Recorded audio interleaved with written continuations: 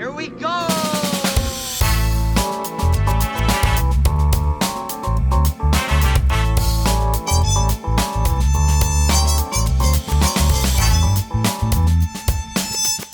What's our seat number? Bonus. What have you seen? What have you seen? What have I seen? What have I seen? What have we seen? So I've seen a lot of stuff recently. Yeah, me too. But I don't know if I can remember everything that I saw. I was just thinking like top two, or three. I watched season 3 of Invincible, which was really good, and I watched all of White Lotus. Oh, it's season 3 as well? No, sorry. I watched seasons 1 and 2, and it didn't quite land the first few episodes. And then suddenly it tapped into... So listen, I used to work at a hotel, not a luxury resort, a shithole. But like I worked in a 4-star hotel, but by this country's standards, not really. It was more like 2.5, 3. Right. And suddenly I'm starting to see in the hotel manager's demeanor a little bit of that sort of, this person's crazy. We were supposed to be in the honeymoon suite. Oh, there is no honeymoon suite. We're supposed to have a plunge pool on a private patio. Oh, well, that would be the pineapple suite, but I don't have a record of you booking that room, no. And then in season 2, I was in it. I was like I really enjoyed the first season, and I like how it all shook out in the end. I was like, this is different. This is interesting. Yeah. And then season 2, I was just like, okay, well, I cannot stand Jennifer Coolidge. I can never stand her. You hate me, don't you? Just the way that she cries or whatever. It's just, I know that she's playing it, but it's just so annoying.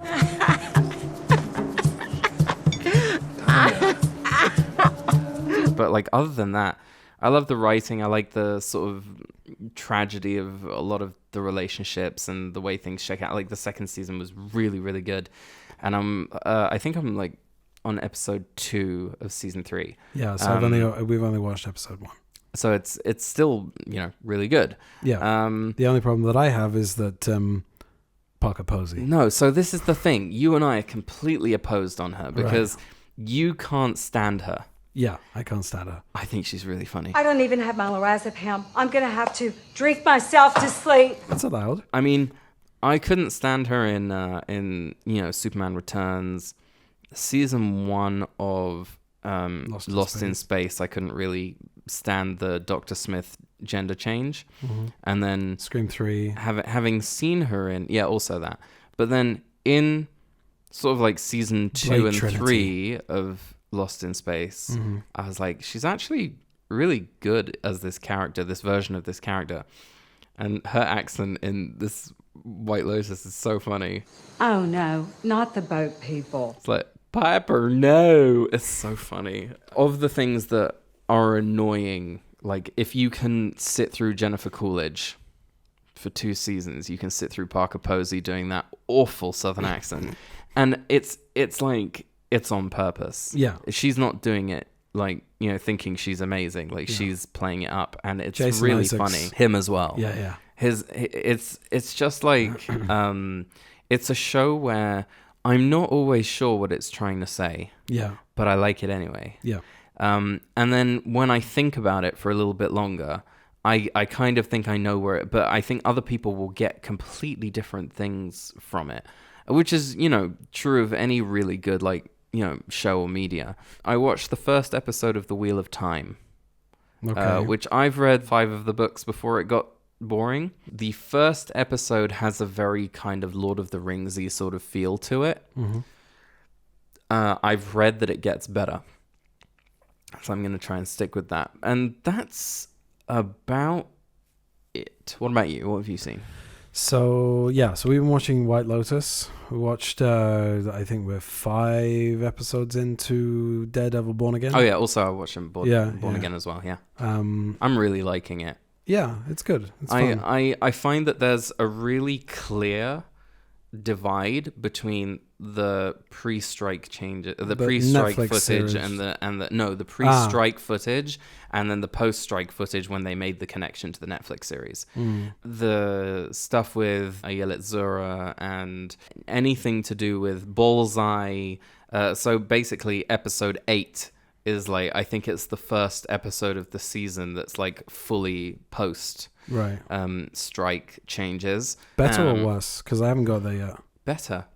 Yeah, it kind of feels more like the Netflix show, but there's also, I mean, the character of Heather is a little bit, take it or leave her. I'm not particularly invested in her. I thought that the whole Muse thing was really cool. Yeah. Josh said to me, why is this so creepy all of a sudden? And I'm like, good.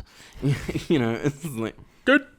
And it's just I think if it's the choice between never have this Daredevil show again and have it in this format, I'll take it in this format. Right. Because it's not gone She-Hulk. It's not like, all crazy CGI and rubbish. There is a lot of rubbish CGI in it. But for the most part, the fights and the stunts are still impressive. And even though the opening sequence has in the first episode has a lot of like CGI smoke, and a few CG stunt doubles, most of that fight is them. Right. I like it. You were talking. White Lotus, Daredevil. Good. Yeah, White Lotus, Daredevil. We watched season 3 of Reacher. Rika and I fought. Sorry, hand slipped. Welcome to the team, Reacher. I'm in. You like it? Which was good fun. Yeah, Okay. yeah. I like Reacher. I'm not so keen on the later books. They're kind of, it's like, it's almost as if he ran out of steam. Lee Child. Yeah. Lee Child.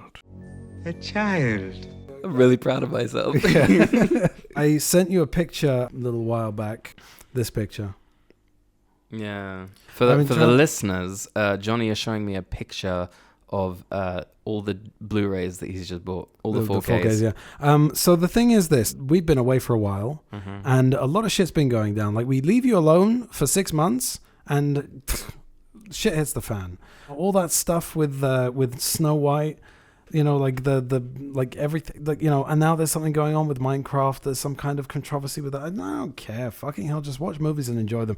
So that's what I'm trying to do. Just watch movies and enjoy them, and avoid all the movies that I hear too much about and can't be asked to watch. I will rattle some of these off. Like, a lot of these I haven't watched yet, but I'm on Fast 5 of the Fast and Furious box set, and I just realized, like, watching the first one again after I don't know however many years. It's all about family. But it's just so much fun. Yeah. And then Too Fast, Too Furious, more time has elapsed since I've seen that than the first one. And I just forgot how much fun that movie is. He did the stare and drive on you, didn't he? He got that from me. And then I watched Tokyo Drift, which is a little bit of a step down, okay, but still, okay, still good. Least. Still good, still fun. Fast and Furious brings back the original cast. I appreciated that. It's a good, fun movie, but then you get to Fast 5 and it's like, whoa, that's cool. So I'm enjoying working my way through those. The Wizard of Oz I showed the kids. Lions and tigers and bears. In anticipation of Wicked, or after you'd shown them Wicked? Before they saw Wicked, but I wanted to show it to them anyway. Just provides some interesting context. Yeah, Trick or Treat. Trick or Treat. It's a movie from 2007, I believe. It's a movie that's a lot of people's like sort of Halloween staple that I for some reason missed. Okay. But it's an anthology movie. It's got a few separate stories, like 3 or 4 different stories that intersect, and I thought it was quite fun. So cool. I recommend that. I bought that as a blind buy. I rewatched Amadeus. Here was my idol. Wolfgang Amadeus Mozart. The man you accuse yourself of killing. Is it true? Which is an incredible movie. Yeah. Demolition Man. The maniac hijacked a bus with 30 passengers on it. Phoenix. Simon Phoenix. Is it cold in here, or is it just me? I rewatched that. That's a lot of fun. A great movie. Alien Romulus.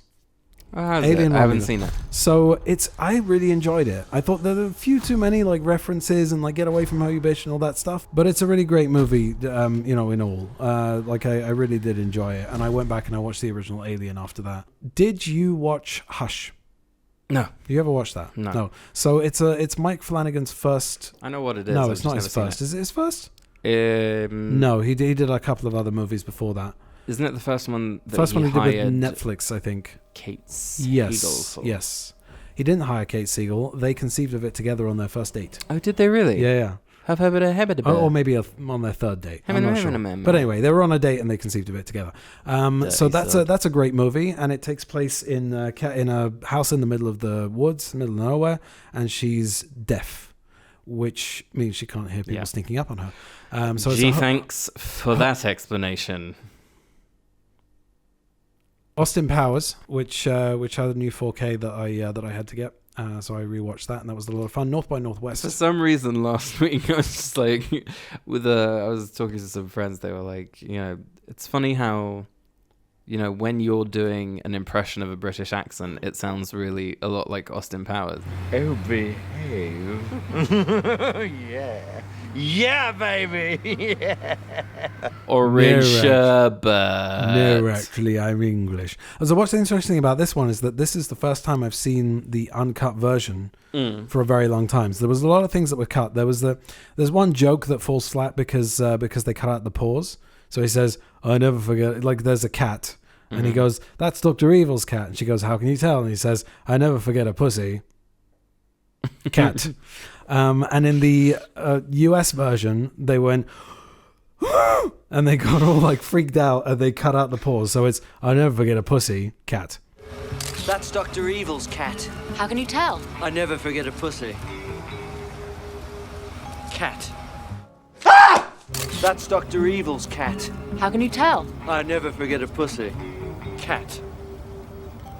So it falls completely flat. That has been restored. Good stuff. But there's also the henchman deaths. There's these scenes where it flashes to their families, and also Christian Slater's cameo, the orange sherbet. There's a bunch of things that for some reason were cut out of the Why did of the they US cut orange sherbet? So that's the first time I've seen that cut in a long time, and it's available in 4K from the UK. North by Northwest. I rewatched that. I also watched a bunch of other Hitchcock movies as well. Notorious, Suspicion, Rear Window, the bird one, Vertigo. Yeah, I watched a bunch of those. That's a lot of fun. I love Hitchcock. North by Northwest in 4K is chef's kiss. Lovely. And Liar Liar, rewatching Liar Liar was a lot of fun as well. Kindergarten Cop. It's not a tumor. What's the matter? I have a headache. It might be a tumor. It's not a tumor. It's not a tumor at all. Not a tumor. Nosferatu. Have you seen that yet? No. Have you seen it? It good? It good? Okay. I really enjoyed it. So not on my phone, you're saying? Yes. Also, in this pile, Wicked. We were obsessed with Wicked. We watched it. Mich and I, we took a sneaky day off and we watched it. And then we showed it to the kids a few days later. And they really enjoyed it as well. And Kronos and Halloween H20 are new buys that I haven't had a chance to check out yet. But I really wanted both of those editions, as did I want The Great Escape and Deep Blue Sea. It's Halloween H20. Every time you accidentally say H2O, I go, Gatorade. Yeah. H2O. Also on the way is The Long Kiss Goodnight. Another 4K Arrow release. And I'm looking forward to checking that one out. You should get some Kiss Kiss Bang Bang in there for the old Kilmer. So when that comes out in 4K, I will get it. But look up the definition of the word idiot. You know what you'll see? A picture of me? No, the definition of the word idiot, which you fucking are. Look up idiot in the dictionary. You know what you'll find? A picture of me? No! The definition of the word idiot, which you fucking are. Great. There you go. But the connection there is Long Kiss Goodnight was also written by Shane Black, who also wrote Kiss Kiss Bang Bang and directed it. But anyway, so that's what I've been watching. I just rattled through those, but that's what I've been watching lately, and I'm watching a lot more than I am. Jesus. Yeah. So I just finished two very big, long, intense projects that went on for a very long time. The first one went on for 4 months. The second one went on for about 6 months. And I'm exhausted. I'm just like cramming in as much as I possibly can, just to enjoy the time that I have to watch these things. So but there you go. So I've got a lot of time now on my commutes. Yeah. So you're watching things on your phone. I'm watching things on my phone. There's this thing I watched all of Daredevil, like the Netflix Daredevil show, over a few weeks, and then I watched all of Jessica Jones and The Defenders, which was rubbish, and then season 3 of Daredevil, and then She-Hulk, You didn't watch Kunlun?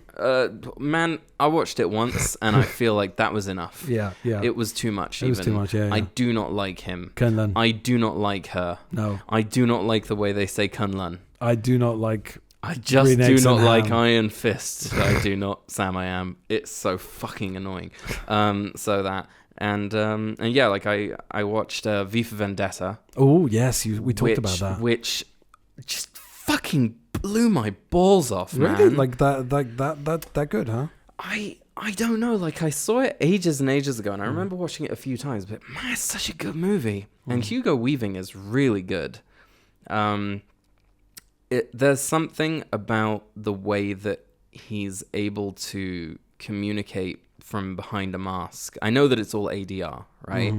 But I'm not sure, actually. His head tilts and the body language. I think he was in the mask. He is. I'm saying that what you're hearing is ADR, right? None of it's. I don't know how much of it is on the set, but he had to go in and re-record it, and I think that it's a testament to his physical performance as well as his vocal performance that those two things line up so well. And I think that that's not a given in a movie where you have that sort of dynamic and the hidden face of the protagonist, and also just how dark and well realized that sort of London is. Dystopia. And yeah, like the fights are really cool, but I just felt like it was gorgeous, really fun. Had a great time. That's the movie that introduced me to Iggy in a Basket. Iggy in a Basket. Yes. That's what they call it in the movie, Yeah. no? Yeah. What is that you're making? We call it Iggy in the Basket. My mum used to make them. You enjoy Eggy in the Basket? Yes, I do. Enjoy having an Iggy in a basket. So that was What Have We Seen? Funny little story before we end. What have we seen? Funny story. Here's one of It's not really funny stories. What would you call a fried egg that you've sort of flipped over? And Over cooked? easy. Right, it's called eggs over easy. For some reason, I introduced it to Josh as eggs and a hanky.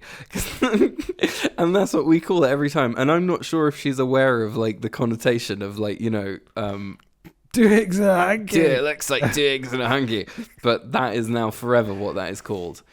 And I cannot go up to someone in a hotel, like in another country, and say, can I have, you know, eggs and a hanky? Because it just will not go down well. So They probably just won't know what you're talking about. I think I've had to say to her before, it's called eggs over easy or whatever. It's, you know, it's still stuck. It's really funny how those things happen just from one moment in lapse of concentration. That's ridiculous. Anyway.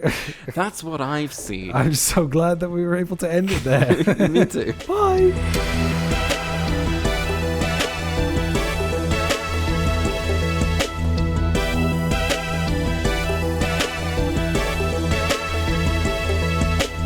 What's our seat number? Bonus.